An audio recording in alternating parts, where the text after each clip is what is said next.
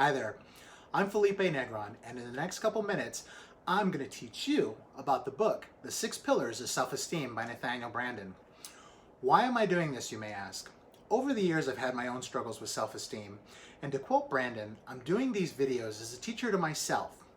And in parts, I'll be summarizing the book where I highlight the main points and items that I found impactful.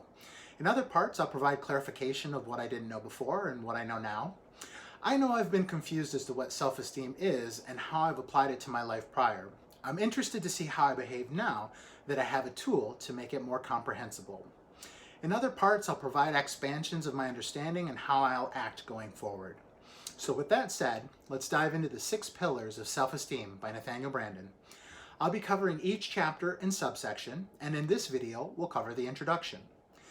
In the introduction, Branden states that his purpose in the book is to identify in greater depth and comprehensiveness than in his previous writings the most important factors on which self-esteem depends.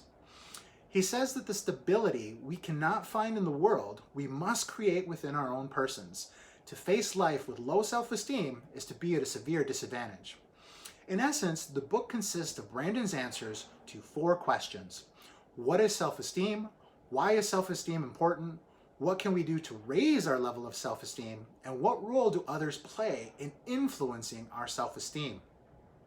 He says that self-esteem is shaped by both internal and external factors.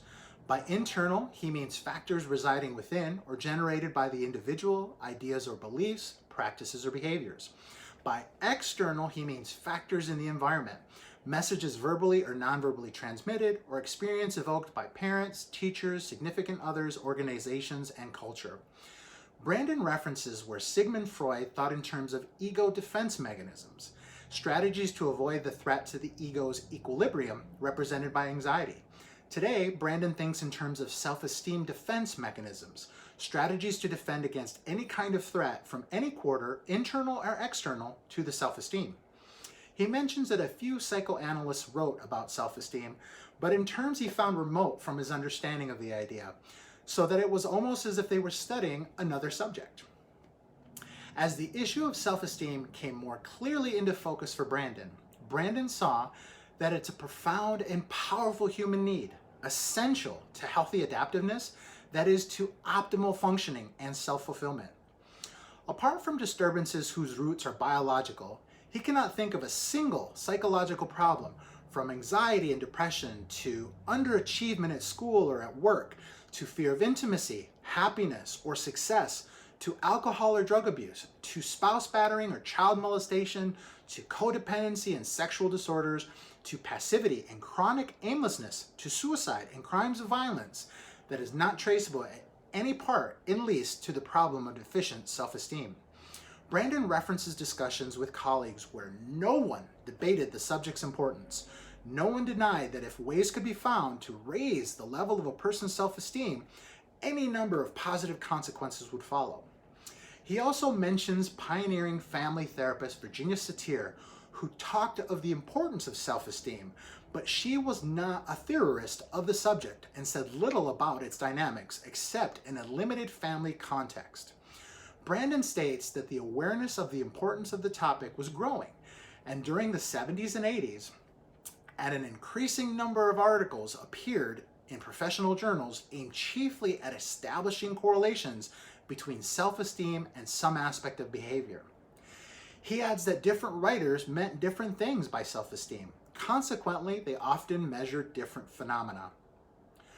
Branden recounts a keynote address in which educators, psychologists, and psychotherapists from the United States, Great Britain, and various countries in Europe, including the Soviet Union, streamed into Norway to attend lectures, seminars, and workshops devoted to discussions of the applications of self-esteem psychology to personal development, school systems, social problems, and business organizations.